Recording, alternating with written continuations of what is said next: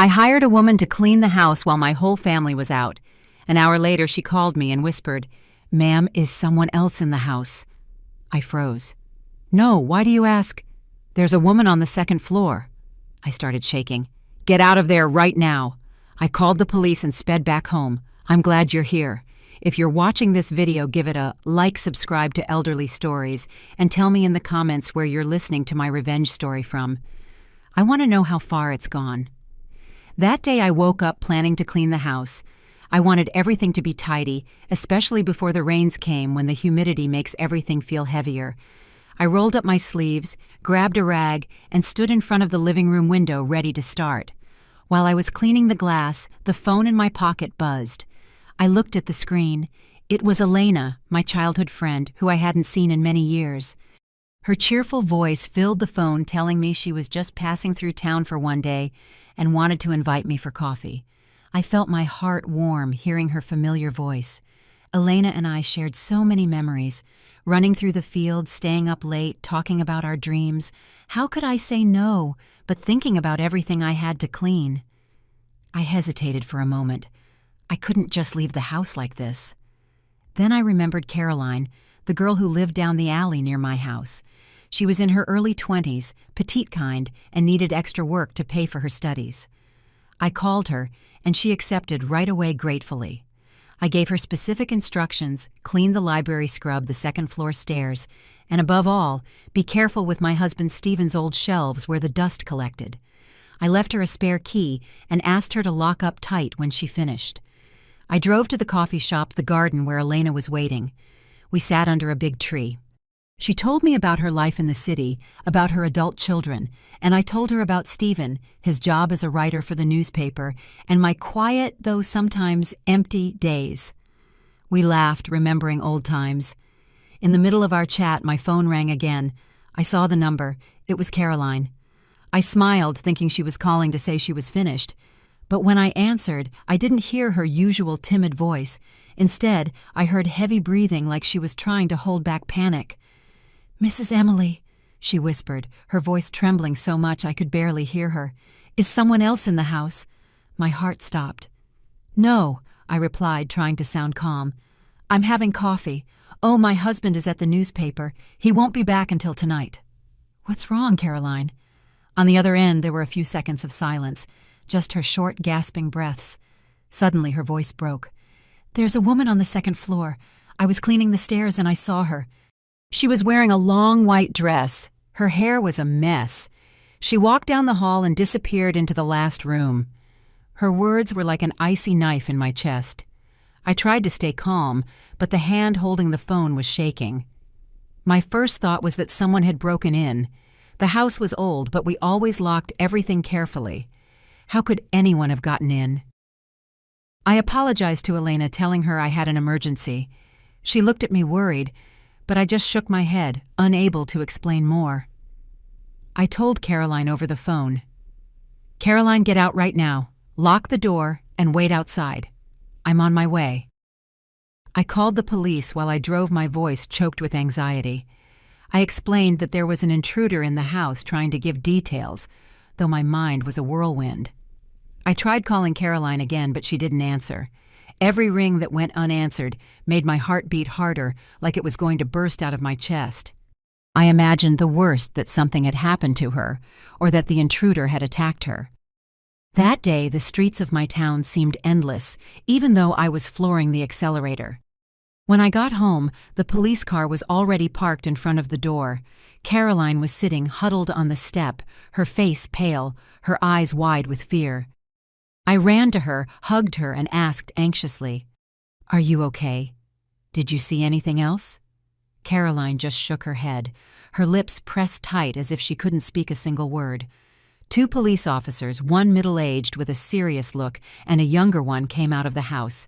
They said they had checked every corner, every room, every closet under the beds, even the shed in the backyard. There was no one. There were no signs of forced entry. All the doors and windows were locked, without a single scratch or strange footprint.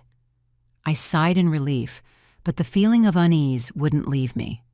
Caroline said, still trembling. "I swear I saw her, Mrs. Emily. She didn't seem real. She was like a shadow. I'm not brave enough to go up to the second floor again." I patted her shoulder to comfort her, but inside a doubt began to grow. This house was over 70 years old. It had belonged to Stephen's family before we moved in. The stone walls, the creaking wooden doors, the dark corners. They had always made me feel like they were hiding something. But a woman, I couldn't imagine it. Just then, I heard Stephen's car pull up the stone driveway. He got out, his face surprised to see the police car and me next to Caroline. I grabbed his arm and quickly told him what happened. I expected him to be worried like me, to want to find out what was going on. But Stephen just smiled slightly, a smile I had rarely seen. He went over to Caroline, gave her a pat on the shoulder, and said in a soft, almost mocking voice, "You were probably just tired and mistook a reflection for a shadow. Our house is old. It has a lot of corners that play tricks on your eyes." Caroline looked down without saying another word. I looked at her, my heart sinking. I knew she wasn't a girl prone to fantasies. She was hard-working, honest. She had no reason to make something like this up. But Stephen's look, his calmness, started to make me doubt myself. Maybe he was right. I apologized to the police for making them come out. A bitter shame rose in my chest. I paid Caroline, told her to go rest, and promised I would call her if I needed her. 3 months later, I officially retired. No more rushed mornings getting ready for work, no more endless meetings, no more days racing against deadlines. The old house in my quiet town became my world, but the change of pace made me lose sleep. Every night I lay awake, staring at the ceiling, listening to the ticking of the clock in the darkness. On those nights, I started noticing strange sounds coming from the attic. At first they were faint noises, like something small accidentally falling to the floor. I convinced myself it was just the wind blowing through the old windows, or the wood creaking with the weather. But little by little the sounds became clearer, more distinct. I heard something like a chair being dragged across the floor, slowly, heavily. Then footsteps light but constant, as if someone was pacing back and forth. Sometimes I even heard the rustling of paper, as if someone was quietly turning the pages of a book. I told Stephen one morning while we were having breakfast in the kitchen. I tried to keep my voice calm, but I couldn't help feeling unsettled. "Honey, I've been hearing noises in the attic lately. It's not the wind. It sounds like someone is up there." Stephen yawned without looking up from the newspaper in his hands. He replied distractedly, "It's just rats, Emily. Our attic is old, it's full of junk. It's a paradise for mice. Tomorrow I'll buy some traps, set them, and that's it." The next day, just as he promised, Stephen brought home some big metal traps, the kind that make a loud clack when they snap shut. He placed them at the foot of the stairs, leading to the attic right under the old wooden door. "There," he said, dusting off his hands. "Now you can sleep peacefully, love." Strangely, the noises disappeared completely after that. No more footsteps, no more dragging chairs, no more rustling paper. I sighed with relief, convincing myself that Stephen was right. Maybe it was just mice, and I had worried for nothing. But then other strange things started happening. Things impossible to ignore. One afternoon I bought a piece of spicy sausage from the local market, my favorite for its intense flavor. Stephen, on the other hand, had never liked spicy food. He wouldn't even taste it. I carefully wrapped the sausage in paper and put it in the refrigerator, planning to enjoy it over the weekend. The next morning when I opened the door, I froze. A large piece was missing. The cut was uneven, as if someone had sliced it in a hurry. I asked Stephen, who was reading the paper in the living room, "Did you take some of the sausage from the fridge?" He looked up, frowning, as if my question was absurd. Yesterday I felt like trying something spicy, so I cut off a little piece," he replied distractedly. "It was good, actually." I stood there frozen, not knowing what to say. Stephen had never been able to stand spicy food. He even complained when I cooked something with too much seasoning. But I didn't want to argue, so I just nodded and walked away with doubt stuck in my chest. A few days later, the sausage had disappeared completely. I searched the refrigerator, checked the trash, but found no trace. This time, I didn't ask Stephen anything. An uncomfortable feeling like a cold stone began to settle inside me. Until one Saturday afternoon, Stephen and I went to a nearby city to visit some old friends. We left early in the morning and got back late at night. When we entered, the house was as silent as always. I went up to the second-floor bathroom to wash my face and shake off the day's fatigue. But when I stepped inside, I felt something cold and wet. The floor was soaked. The water seeped between my sandals, icy. The floor was completely wet, as if someone had just taken a shower. I looked around and saw drops still sliding down the tub walls, shining in the light. My heart was pounding. No one had been home all day. How was this possible? I called for Stephen, my voice trembling. "Come here, please. The bathroom is soaked like someone just took a shower." He came in, looked for a moment, and shrugged. "It must have been the afternoon rain that got in through the ceiling vent, love." I looked out the window. The street in front of the house was dry under the streetlights. "It hasn't rained, Stephen," I said, trying to sound calm. He frowned a little annoyed. "Then it must be a leak in the old pipes. You're always worrying about nothing. I'll call a plumber tomorrow." But he never called a plumber. In the following days, the bathroom floor was dry, as if nothing had happened. I checked the pipes too, but everything seemed normal. Stephen's explanation, though it sounded reasonable, didn't erase the growing unease inside me. The noises in the attic, the missing sausage, the puddle of water with no source. It all seemed like disconnected fragments, but when I put them together, they formed a contradictory image I couldn't stop thinking about. A week later, I decided to clean Stephen's library. It was his pride and joy, a small room on the second floor with dust-covered oak shelves filled with hundreds of old books and documents. I always thought we should donate some of the books we barely read to the city library so they could get into the hands of people who needed them. That day, I stood in the middle of the room starting to sort books on Stephen's desk.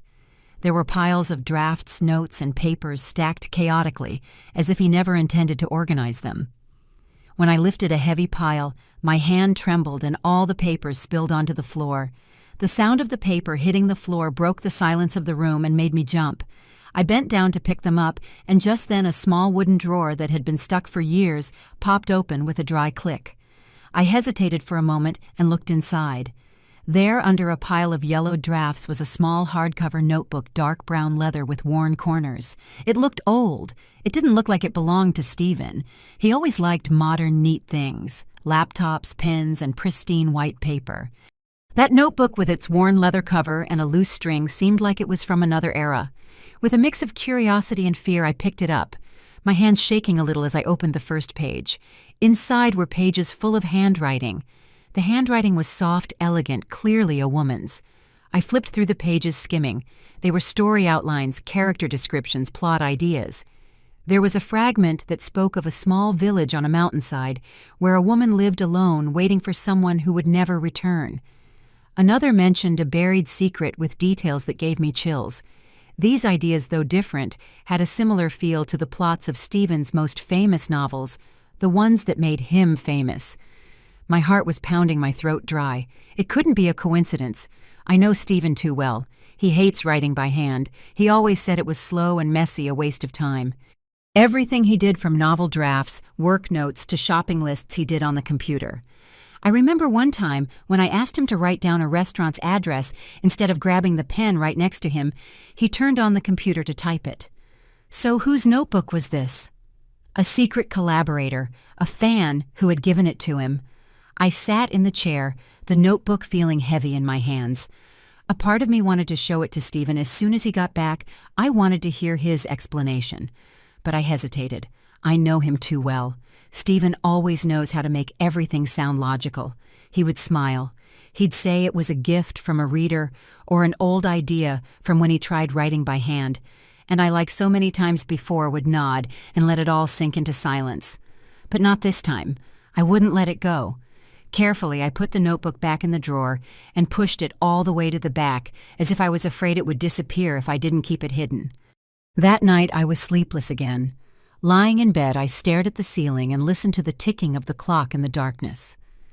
Around 2 a.m, a faint creak came from the hallway. It was a small noise, but in the silence of the night it was perfectly clear, like a disturbing whisper. I sat up straight, my heart racing. I don't know why. I immediately thought of the small door that led to the attic, the one Stephen and I almost never opened. I got up carefully without turning on the light, afraid the brightness would shatter the truth I was about to discover. The faint moonlight came through the window just enough for me to see a crack. The attic door was ajar. A cold, damp draft drifted down, bringing the smell of old paper and confinement. I stood frozen, my feet glued to the floor. Fear mixed with curiosity paralyzed me. I went back to the room and gently shook my husband's shoulder. "Stephen, wake up. The attic door is open." Stephen groaned, half asleep, and got up annoyed. He put on his slippers and walked ahead of me down the hall without a word. But when we got there, the door was closed with the latch in place, as if no one had touched it. I stared at it looking for any sign. A scratch, a crack, nothing. Stephen turned to me with an expression of exhaustion and disappointment. "Emily," he said in a grave, tired voice, "you're too tense lately. You're not sleeping well. That's why you're seeing things that aren't there. Go back to bed. Go on." He walked me back. I lay down, but kept my eyes open, fixed on the ceiling. For the first time, I began to doubt myself. What if I really had imagined it all? In the days after I found the mysterious notebook, I tried to keep everything normal, though inside I was consumed by unease. I started watching Stephen's every move, every look, every word. He had recently picked up a new habit that only increased my suspicions. Around 10 at night, when I was already in bed with a book in my hands, ready to sleep, he would say he had to keep working in the library. "I need to concentrate a bit, Emily," he'd say in a soft but firm voice. "The manuscript is at a difficult part. You go to sleep first." I would nod, smiling, but every time the library door closed, I felt an invisible distance growing between us. One night I woke up thirsty. The clock on the table marked almost 1 in the morning, and the second hand seemed to be counting something in the darkness. I reached out to touch Stephen, but the bed was empty. The sheets were cold, as if he had never even been in bed. My heart skipped a beat. A wave of anxiety washed over me. Where was he? I put on a thin robe and went out into the hallway, thinking maybe he had fallen asleep at his desk, like other times when the publisher's pressure exhausted him. I walked down the dark hallway. The dim light from the living room cast strange shadows on the walls. I pushed open the library door, but the room was empty, the computer screen dark, the chair perfectly placed under the desk as if no one had been there. I called out softly, "Stephen." My voice echoed in the silence, but there was no answer. I went down to the kitchen, thinking maybe he had gone for water, but it was also empty. Only the moonlight came through the window, making the shadows of the dishes on the shelves look like ghosts. I started walking through the house, calling his name, my voice growing more shaky. My heart was pounding as if sensing I was about to face something. As I passed the stairs that led to the second floor, I heard a very soft footstep, almost imperceptible if you weren't paying close attention. I looked up, and in the dim hallway light, I saw a silhouette slowly coming down. It was Stephen. He was barefoot, walking carefully as if he didn't want to make the slightest noise. In his hand, he was carrying a porcelain plate, the kind we used for weekend dinners. When he saw me standing there, his eyes widened in surprise. A look of shock crossed his face. The plate slipped from his hands, hit the stone floor with a sharp clang, and shattered into pieces. That sound tore through the silence of the night, startling me, and I took a step back. I looked at the fragments, confused. The plate was empty. Clean. No crumbs or grease, as if it had been carefully washed. That only added to my confusion. I looked up at Stephen and asked with a trembling voice, "What were you doing up there at this hour? I thought you were in your office." He bent down and started picking up the pieces with slow movements, as if trying to buy time to think of an answer. He avoided my gaze and said in a forced tone, I got stuck on the end of the book. The editor won't stop pressuring me, you know. I needed a quiet place, so I went up for a while. I got hungry and brought up some food." I stood there watching him pick up the pieces, unable to fully believe him. I knelt down to help him. When our fingers brushed against the cold floor, I felt a cold chill of distance.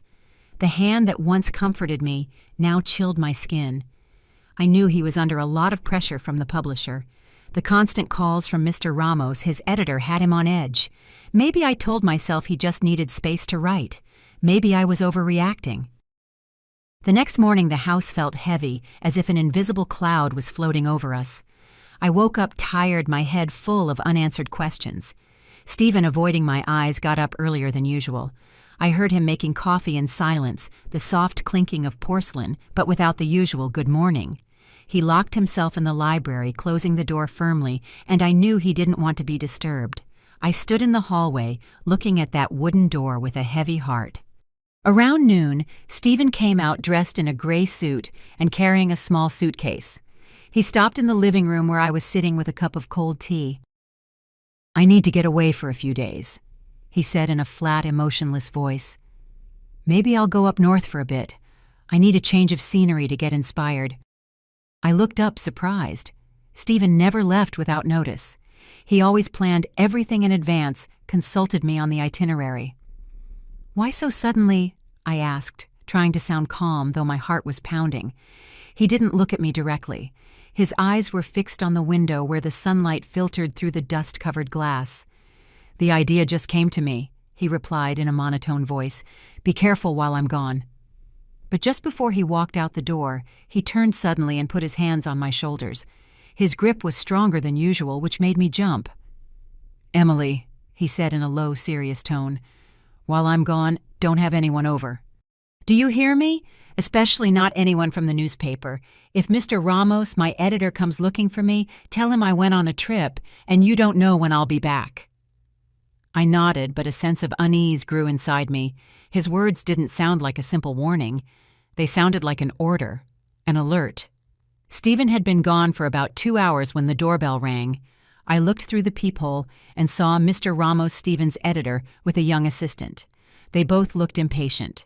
I hesitated for a moment, my hand on the doorknob, feeling my chest tighten. Stephen's words echoed in my head, but I couldn't just stand there without opening the door. I took a deep breath, opened the door, and forced a smile. Mr. Ramos didn't wait for an invitation.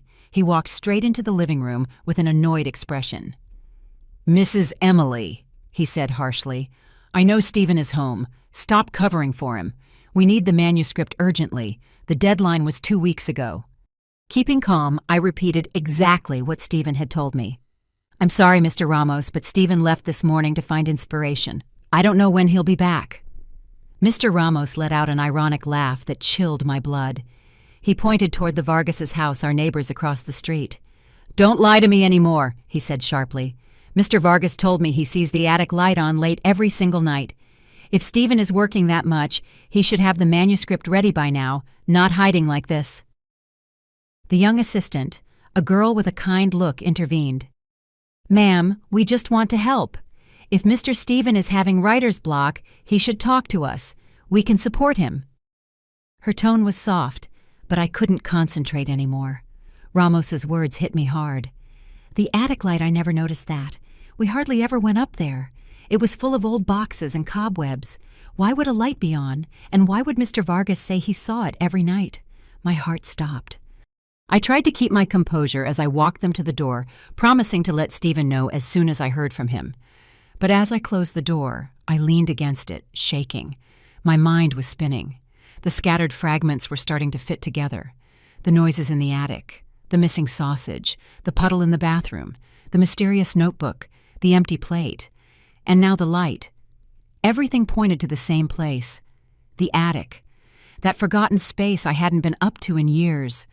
I didn't feel scared anymore. Instead, a cold determination began to grow inside me like a silent flame pushing me to find the truth. I went to the backyard shed where a weak light from the street lamp snuck through the crack in the door. The smell of dust and old oil made me cough. I looked for the old folding ladder we hadn't used since we moved in. It was heavy, covered in dust and cobwebs, as if time had left it behind. I dragged the ladder down the second-floor hallway, each step feeling heavy, as if I were carrying all my accumulated suspicions with me. When I placed it under the hatch that led to the attic, I felt my heart pounding, but not from fear. It was an urgency, a certainty that I was about to discover something that would change everything. The metal latch was rusted so stiff that I had to use all my strength, grit my teeth, and push hard until it gave way. The sound of the metal clicked like a final warning. I lifted the cover of the door, and a wave of hot, damp air washed over me, bringing with it the smell of old paper and many years of confinement. That smell turned my stomach, but I didn't stop. I turned on my phone's flashlight. The cold white light cut through the darkness. I took a deep breath and went up. Each step creaked under my feet as if guiding me to a world I wasn't ready for. The attic was bigger than I imagined. A dark space full of stacked cardboard boxes, old furniture, covered with dusty white sheets and cobwebs hanging like ghostly curtains. The only light came from a small, dirty window casting opaque rays onto the wooden floor. I scanned the flashlight across the room, my heart beating so hard it felt like it would burst from my chest. In the farthest corner of the attic there was a small, tidy space like an oasis in the middle of the chaos. A wooden table, a chair with a broken leg, and a dimly lit oil lamp casting a yellowish, almost dying light. And then I saw her, a woman sitting with her back to me. She was thin, with long, white tangled hair falling over her shoulders like a forgotten waterfall. She was wearing a yellowish-white dress with torn edges. The sound of a pencil scratching on paper was the only thing breaking the silence like a faint heartbeat of life. I froze, my throat closing up, unable to speak. I stammered, Who's there?" My voice sounded weak, swallowed by the darkness. The pencil stopped. The woman turned her head sharply. Under the dim lamplight, her gaunt, pale face appeared. Her eyes were sunken, tired, but with something familiar that made me tremble. My world fell apart. My legs gave out, and I had to lean on an old trunk to keep from falling. It was Marlena, my sister. The face I hadn't seen in 30 years, only in dreams and blurry photos. Marlena, who the whole family believed was lost forever, was here in the attic of my house, in a state that broke my soul. Around her, a small world of secret existence, a huge pile of handwritten manuscripts, several empty cans, rolling water bottles, a dirty blanket on a thin mattress, and an old bucket for her needs, all living proof of a life in captivity. Marlena looked at me, her dry lips trembling. She tried to speak, her voice hoarse, as if she had forgotten how. "Sister, Emily, but she couldn't say more. She just looked at me, her eyes full of tears, as if begging me for a forgiveness I didn't yet understand. I didn't hear anything else. Tears streamed hot down my cheeks. I walked toward her like a sleepwalker, my legs trembling and my head spinning. Marlena, my sister, the one I had cried for until my soul ran dry, thinking I had lost her forever, was now here alive like a ghost inside my own home. I grabbed her thin arm, feeling every fragile bone under her skin. "Go downstairs," I said between sobs, my voice breaking. "Go downstairs now, Marlena." I helped her stand up. A storm of emotions raged inside me. Joy at finding her pain, at seeing her like this, and fear of the questions screaming in my head. Why was she here? Who did this to her? And Stephen? What did he have to do with this? I led her down the stairs. Her every step was unsteady, as if her legs didn't remember what it was like to leave that dark attic. The light of the house lit up her face, highlighting her sunken features and squinting eyes unaccustomed to the brightness. She looked like a creature of darkness, seeing the sun for the first time, and it broke my heart. Marlena, my sister, who once shone so brightly in our town, was now just a fragile shadow. I took her to the living room. I sat her down carefully in the most comfortable armchair, where the soft light of a lamp fell on her like a caress. I ran to the kitchen, filled a glass of cold water, and with trembling hands I brought it to her. Marlena tried to hold it, but her hands shook so much that the water spilled. I knelt, held the glass, and helped her drink sip by sip. Tears burned my eyes, but I held them back. I didn't want her to see me weak. She needed me to be strong, at least for now. After a few sips, Marlena started to cry. It wasn't a soft cry. It was a silent scream, as if all the years of repressed pain were bursting out at once. She collapsed onto my shoulder. Her thin body trembled, and I just held her tight, feeling every vertebra through her clothes. I didn't ask her anything. I just stayed there in silence, letting her cry, letting the tears wash away some of the weight she had carried for so long. When Marlena finally calmed down, she began to speak in a broken voice, barely a whisper. "Sister Emily," she murmured, looking at the floor, unable to meet my eyes. I never thought I'd see you again, especially not like this. I took her hand, squeezing it gently, trying to give her some warmth. Tell me, Marlena, I said, my voice firm but tender. What happened? Why are you here? Then she started to tell me. Every word was a stab. She told me about that fatal night 30 years ago when her life fell apart. Richard, her boss at the paper, had asked her to his apartment to talk about work. Marlena, young and naive, believed him. But when she arrived, Richard was drunk. His look was no longer that of a boss, but of a predator. He tried to force himself on her, his voice thick with threats. Marlena fought back with all her strength. She pushed him, but he didn't stop. In the middle of the struggle, panicking, she grabbed a small marble statue and hit him over the head. "Sister, I just wanted him to stop," she said, her voice choked. I didn't want that to happen." But the blow was too hard. Richard fell to the floor, hitting his head on the coffee table, and lay motionless, showing no signs of life. Marlena said she froze, not knowing what to do, her mind blank with fear. Just then Stephen showed up. He said he was just stopping by to invite her to dinner at our house, but when he walked in, he witnessed the terrifying scene. "I wanted to call the police, sister." Marlena said, her eyes red. "I wanted to turn myself in, do the right thing, but Stephen wouldn't let me. He stood there looking at her with a chilling calmness. "You'll go to jail, Marlena," he said in a cold voice. "You'll lose your whole life. Let me help you. For Emily's sake, I'll protect you." I listened, my body cold.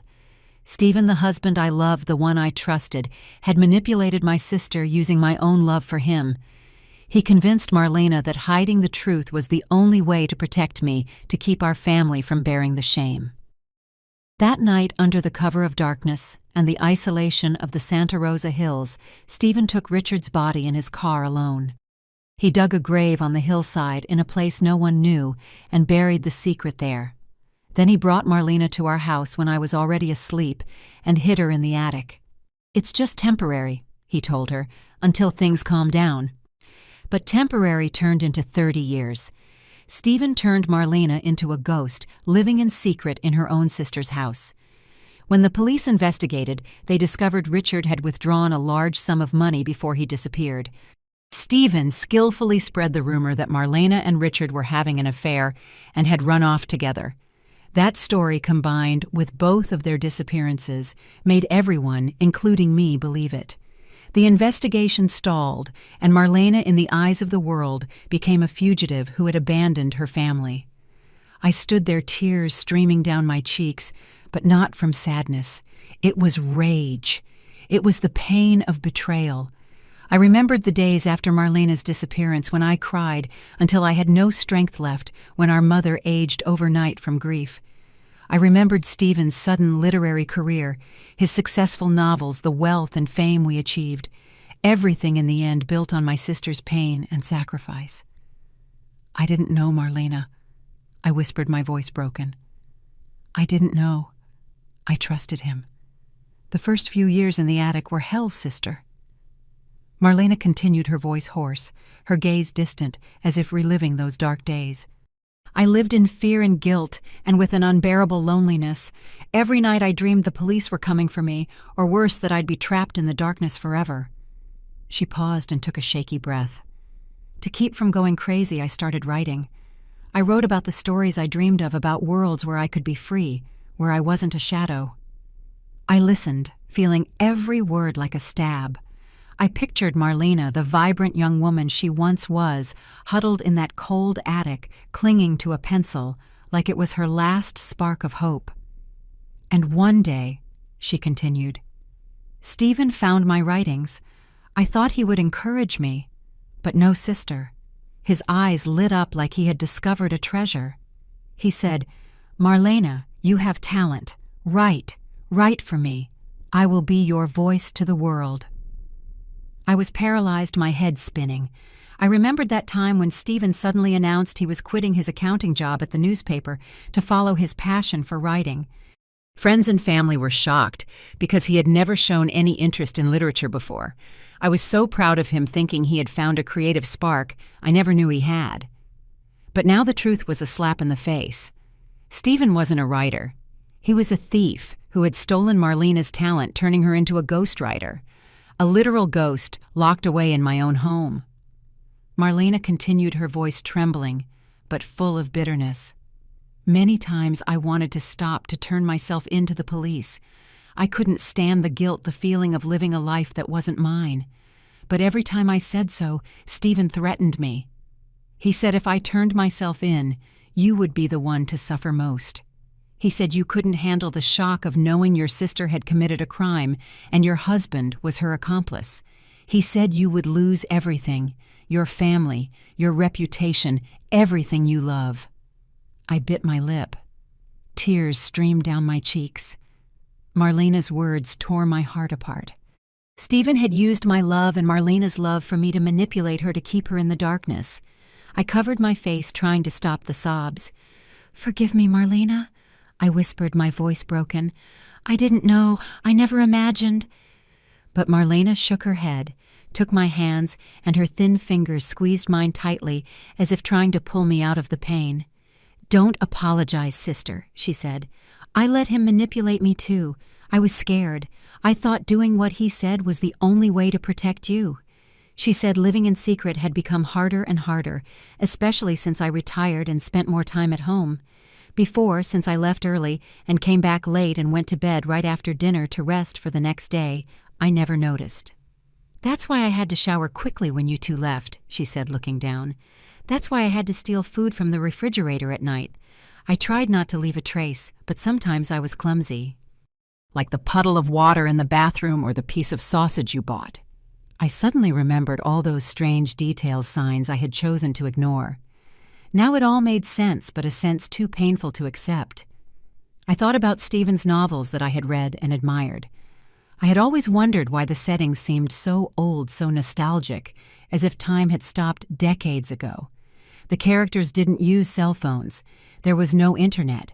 They wrote letters. They waited in vain like lost souls. Now I understood. It wasn't a literary style. It was because Marlena's world really had stopped 30 years ago. She was trapped in the past. She could only write about what she knew. Those stories of two people who never managed to find each other, they were a reflection of her own tragedy. A life cut off from the outside world. Marlena took my hands, her eyes filled with tears. "Sister Emily," she said, her voice shaky but firm, "I can't live like this anymore. I've paid for my mistake for 30 years in this prison. Now I want to face real justice. I want to turn myself in." Her words were a final stab, cutting the last threads of hope I had left. I had already lost her once when I thought she had run away. I didn't want to lose her again. But looking in her eyes, I knew it was what she needed. Release. The truth, no matter how painful. Tears rolled down my cheeks, but I nodded, squeezing her hand tightly. "Okay, Marlena," I said, my voice choked. "I'll take you to the police station. We'll face this together." I hugged her, feeling her fragile body in my arms.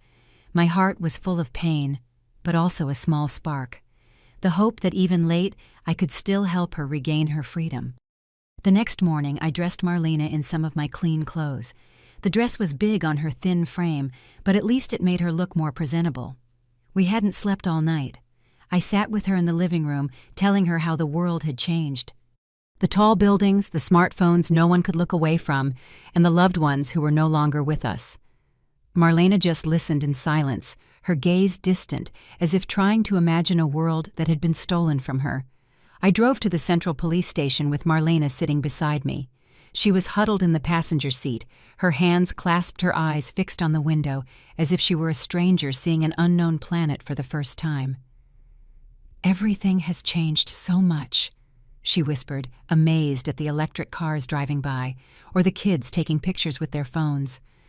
I took her hand and squeezed it gently, trying to give her some courage. "I'm here, Marlena," I said, my voice trembling. "We'll get through this together." At the station, I asked to speak directly to the chief of detectives. At first, they refused, saying we needed an appointment. But when I mentioned the disappearance of Marlena del Rosario, which happened 30 years ago, their attitude changed completely. An officer took us to an interrogation room, a small room with gray walls and a cold metal table. With my help, Marlena began to tell her story. Her voice was clear and calm, as if she had rehearsed these words 1,000 times in her mind.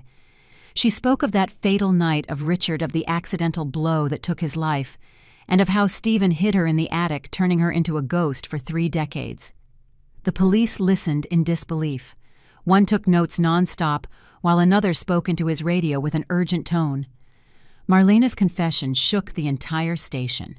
The case files were immediately reopened.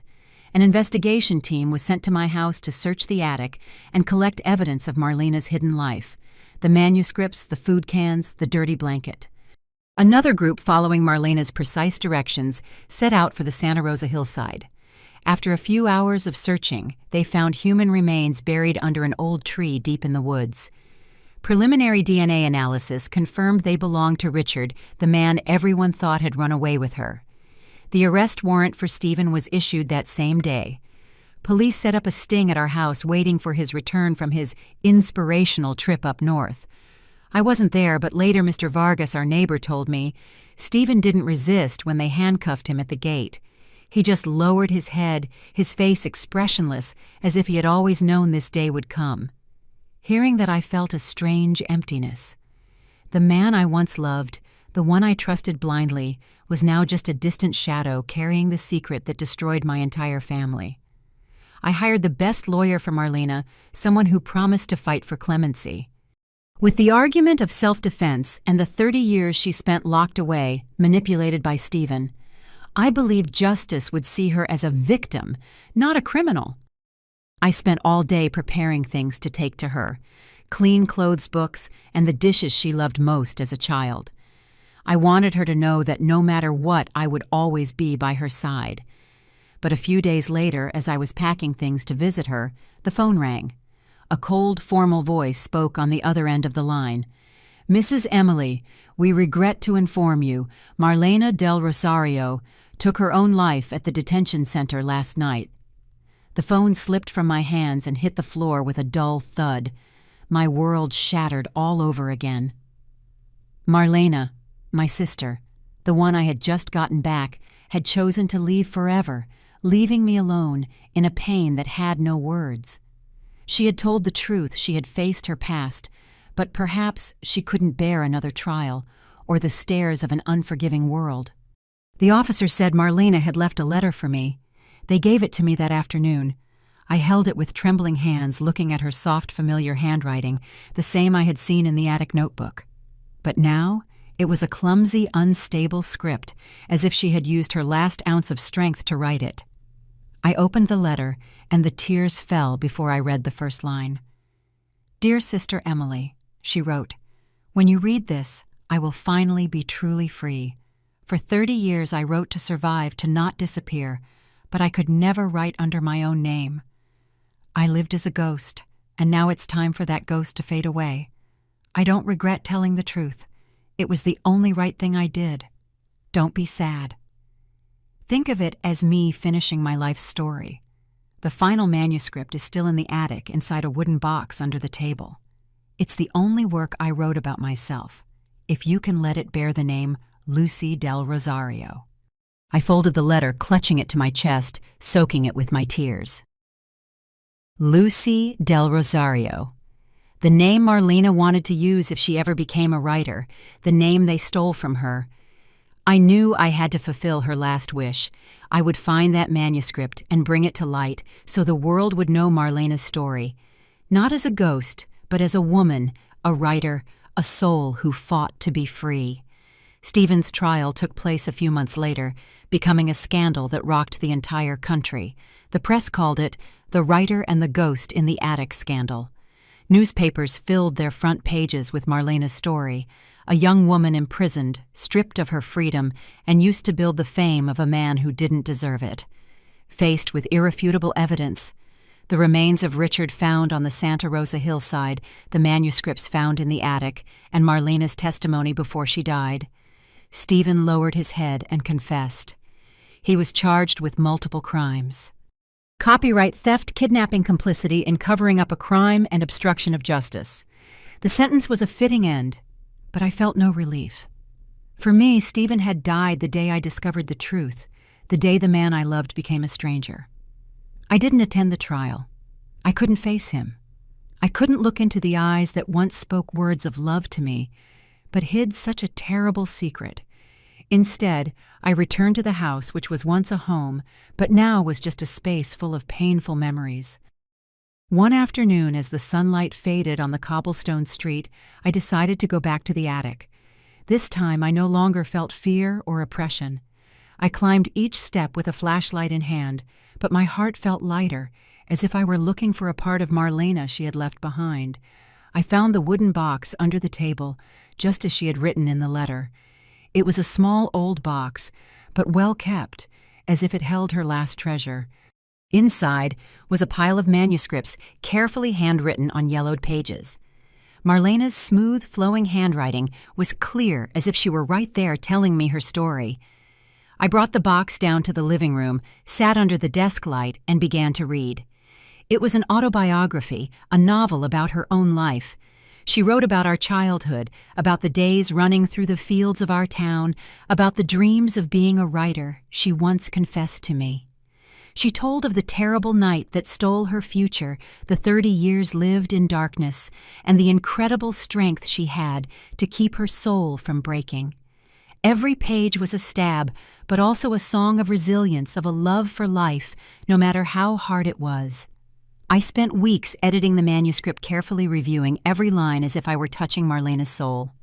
There were nights I stayed up until dawn, tears running down my face as I read the passages where she spoke of her loneliness in the attic, or the times she imagined being free, walking out into the sunlight. The book wasn't just her story, but the voice of a forgotten person stripped of her identity. I knew I had to bring it to the world so Marlena wouldn't just be a name in my memory, but a true writer. I contacted the publisher that had worked with Stephen. At first they were hesitant, fearful of the scandal surrounding him, but when I sent Marlena's manuscript, they were completely convinced. "This is a masterpiece," the editor told me over the phone, his voice full of emotion. "We will publish it, and we will do it with all the respect Marlena deserves." The book was published under her real name, Marlena del Rosario. On the first page, instead of a prologue, I wrote only one sentence: "No one should be imprisoned in darkness, especially if they love the freedom." It was my message to her, to my dear sister, who I loved more than anything in this world. The book became a phenomenon. Readers from all over the country and then the world were moved by Marlena's life story. They admired her literary talent, the sincerity and poetry in every line. Stephen's old works, now re-released under Marlena's name, also sold again as a way of serving justice. Marlena, though she was gone, finally became a true writer, recognized and loved. I read the reviews, the letters from readers, and felt my heart tighten, but warmly. "You did it, Marlena," I thought. "You got your voice back." I still go up to the attic sometimes. It's no longer a place of confinement, but has been cleaned and turned into a small library. I open the window to let the sunlight in, illuminating the shelves where Marlena's works are placed with respect. I stand there looking out at the street full of life. Marlena's voice has been recovered, and justice in some way has been served. I know she is somewhere in the sunlight, in the pages of books, and in my heart, free forever. And when it was all over, I understood something. No wall is thick enough to imprison the truth forever. A lie, no matter how skillfully hidden, rots over time like the dust covering old shelves. Marlena's life proves that. Silence can sometimes be crueler than guilt, and that fear can turn a person into a ghost within their own existence. If there is one lesson I want to leave you with, it's this: dare to face the truth no matter how painful it may be. Speak up even if your voice trembles, because only when we dare to step out of the darkness are we truly free. And only when the truth is spoken can imprisoned souls find rest. The story you just heard has had names and places changed to protect the identity of the people involved. We don't tell it to judge, but with the hope that someone will listen and stop to reflect. How many women are suffering in silence inside their own homes? I truly wonder, if you were in my place, what would you do? Would you choose silence to keep the peace, or would you face everything to get your voice back? I want to know your opinion because every story can become a candle that lights the way for others. God always blesses, and I am sure that courage will lead us to better days. For now, on the end screen, I'll leave 2 of the channel's most beloved stories. I'm sure they will surprise you. Thank you for staying with me until this moment.